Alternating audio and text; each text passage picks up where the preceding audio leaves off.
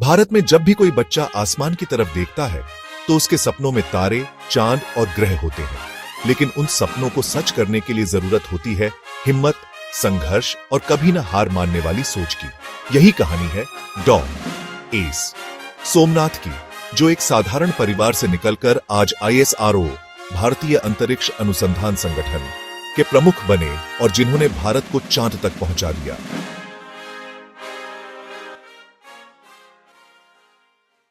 केरल के एक छोटे से गांव में जन्मे सोमनाथ के पिता एक धोबी, कपड़े धोने का काम करने वाले थे।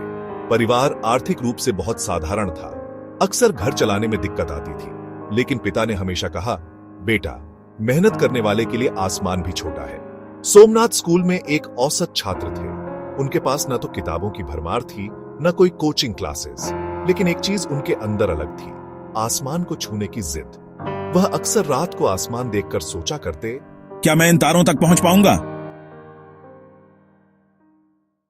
कॉलेज पहुंचने तक हालात और मुश्किल हो गए। पैसे की कमी इतनी थी कि कई बार फीस भरने तक के लिए उधार लेना पड़ा। लेकिन सोमनाथ हार मानने वाले नहीं थे। उन्होंने पढ़ाई के साथ साथ पार्ट टाइम काम किया। किताबें खरीदने के बजाय वह लाइब्रेरी में घंटों बैठे रहते। कई बार उन्हें अंग्रेजी समझने में मुश्किल होती, लेकिन उन्होंने हार नहीं मानी और मलयालम से खुद अंग्रेजी सीखी। यही जिद उन्हें केरला यूनिवर्सिटी से मैकेनिकल इंजीनियरिंग तक ले गई। आगे उन्होंने Indian institute of science IESC Bengaluru से एरोस्पेस इंजीनियरिंग में मास्टर्स किया।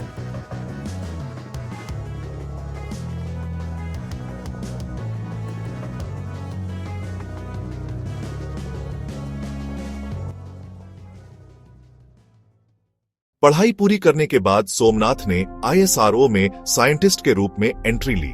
यहां से उनकी असली यात्रा शुरू हुई। शुरुआत में उन्हें लॉन्च व्हीकल्स, रॉकेट बनाने की टीम में रखा गया। यह काम आसान नहीं था। कई बार रॉकेट डिजाइन फेल होते, टेस्ट उड़ान क्रैश हो जाती।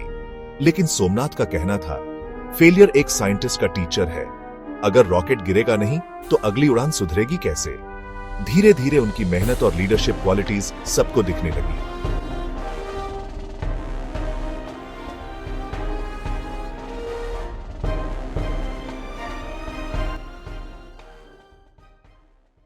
सोमनाथ को ISRO की सबसे बड़ी चुनौतियों में से एक GSLV Mk3 geosynchronous satellite launch vehicle mark 3 को सफल बनाना था।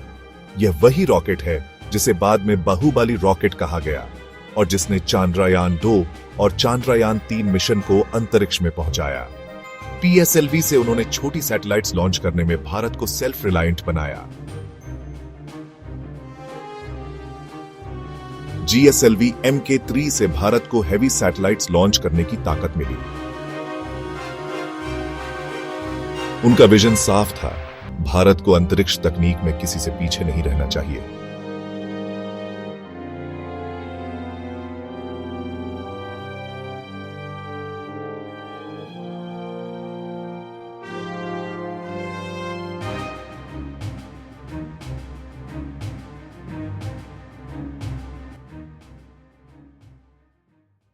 2022 में जब सोमनाथ को ISRO चीफ बनाया गया, तब पूरी दुनिया की नजर उन पर थी।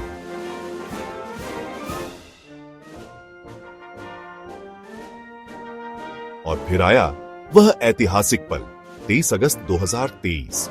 चांद्रयान 3 ने चांद के दक्षिणी ध्रुव पर लैंडिंग की। भारत ऐसा करने वाला पहला देश बना। उस समय डॉ सोमनाथ ने कहा, यह सफलता सिर्फ साइंटिस्ट्स की नहीं, बल्कि 140 करोड़ भारतीयों के सपनों की जीत है।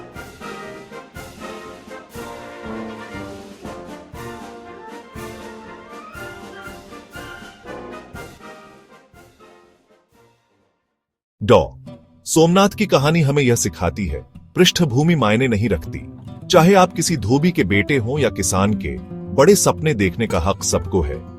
एजुकेशन सबसे बड़ा हथियार है। गरीबी कितनी भी क्यों ना हो, ज्ञान की शक्ति इंसान को आसमान तक ले जा सकती है। फेलियर को अपनाओ। हर असफलता अगले कदम की तैयारी है।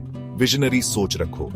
छोटा मत सोचो, बड़े सपने देखो, क्योंकि वही आपको आगे बढ़ाते हैं। आज जब हम भारत के सफल अंतरिक्ष मिशनों की बात करते हैं, तो हमें याद रखना चाहिए कि इनके पीछे हजारों वैज्ञानिकों की मेहनत है और उनमें से एक नाम है डॉ एस सोमनाथ, जिनकी कहानी यह साबित करती है कि अगर जिद और मेहनत सच्ची हो तो आसमान भी छोटा पड़ जाता है।